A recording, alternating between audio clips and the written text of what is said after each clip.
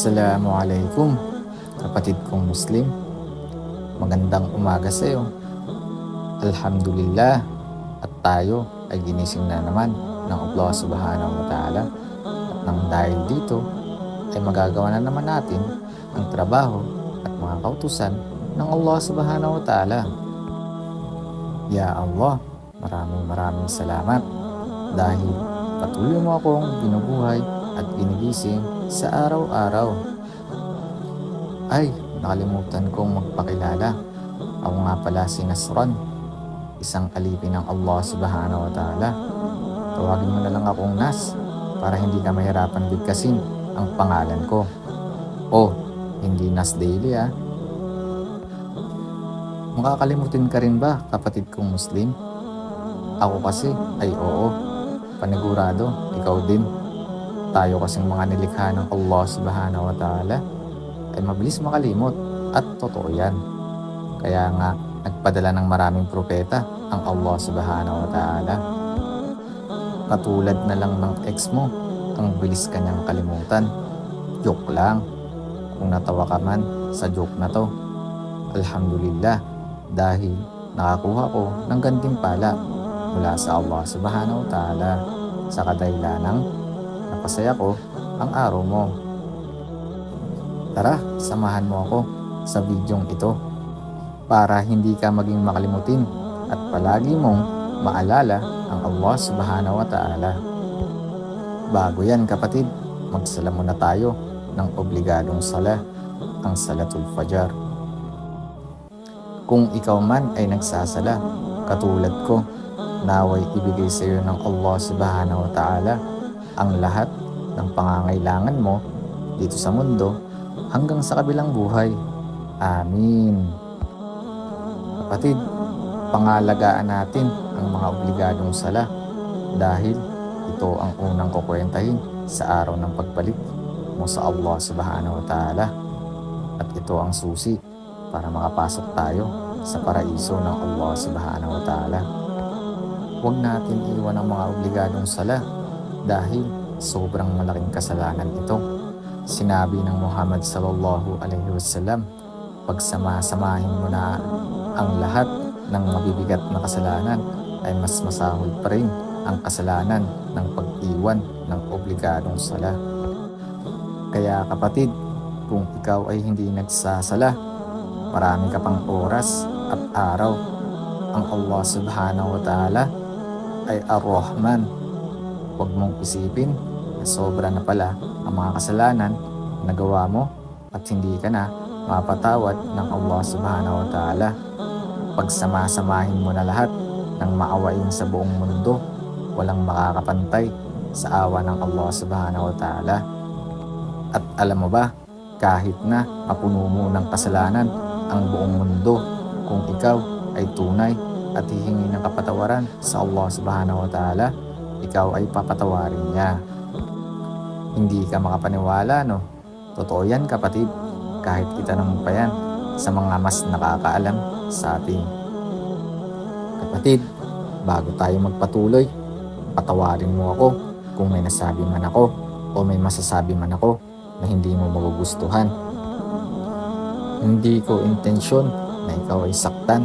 Ang tanging hangad ko lang ay purihin ang Allah Subhanahu wa Ta'ala. Ipaalala sa iyo na alipin tayo ng Allah Subhanahu wa Ta'ala. At itong mga sinasabi ko ay hindi ko magagawa at masasabi maliban na lang sa pahintulot ng Allah Subhanahu wa Ta'ala. Katotohanan, lahat ng sinasabi ko ay galing sa Allah Subhanahu wa Ta'ala.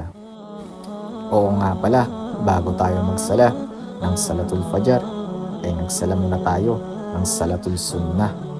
Alam mo ba kapatid, ang pagsasagawa ng Salatul Sunnah bago ang Fajr ay sobrang mahalaga. Bakit naman Nas? Sinabi ng Nabi Muhammad sallallahu alaihi wasallam, ang 2 rakaah bago ang Salatul Fajr ay mas mainam ang gantimpala kaysa sa buong mundo at nilalaman ito. Hindi rin ito kinakalimutan isagawa ng Muhammad sallallahu alaihi wasallam dahil nga sobrang laking gantimpala ang nakukuha dito. Imaginin mo, buong mundo kasama ang mga nilalaman. Sana all. Ibig sabihin, kung isasagawa mo ang Salatul Sunnah bago ang obligadong Salatul Fajr, ay sobrang yaman mo pala. Wow! After ko maisagawa ang Salatul Sunnah, nagsala agad ako ng Salatul Fajr. Oo nga pala, kung ikaw ay magsasala ng Salatul Fajr at magbabasa ng Quran o mga salita ng Allah Subhanahu wa Ta'ala, kailangan malakas ang boses mo.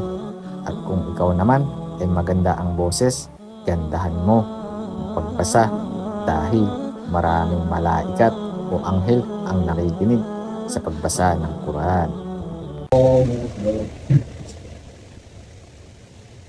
Bismillahirrahmanirrahim. Alhamdulillahi Rabbil Alamin. Ar-Rahmanir-Rahim. Maliki Yawmiddin. Iyyaka na'budu wa iyyaka nasta'in. اهدنا الصراط المستقيم صراط الذين أنعمت عليهم غير المغضوب عليهم ولا الضالين.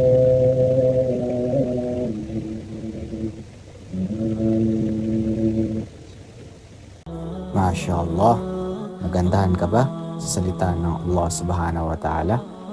Comment mo kung oo. Share mo na rin itong video kung nagustuhan mo. Alam mo ba, nang dahil sa maliit na oras na binigay mo sa akin at pinanood mo ang aking video, ay may nakuha tayong gantimpala. Lahat ng mga mabuting gawa na para sa Allah Subhanahu wa Ta'ala ay may gantimpala tayong nakukuha. At tanging ang Allah Subhanahu wa Ta'ala lang ang mas nakakaalam kung ano ang ibibigay niya sa atin. Kapatid, gusto kong sabihin sa iyo, ang paggawa ng mabuti para sa Allah Subhanahu wa Ta'ala ay parang networking yan. Ganito yan kapatid, kung i-share mo itong video na to, ay meron kang makukuhang gantimpala mula kay Allah Subhanahu wa Ta'ala. At kung ang video na to ay nakita ng kaibigan mo sa Facebook wall mo at pinanood niya ang video ito, meron akong makukuhang gantimpala at meron ka rin makukuhang gantimpala mula sa Allah Subhanahu wa Ta'ala. Tuloy-tuloy yan kapatid, unlimited na gantimpala hanggang katapusan ng mundo. Parang only call and text, load ka lang ng load ng gantimpala. Kapatid, tuloy natin sa next video, inshallah.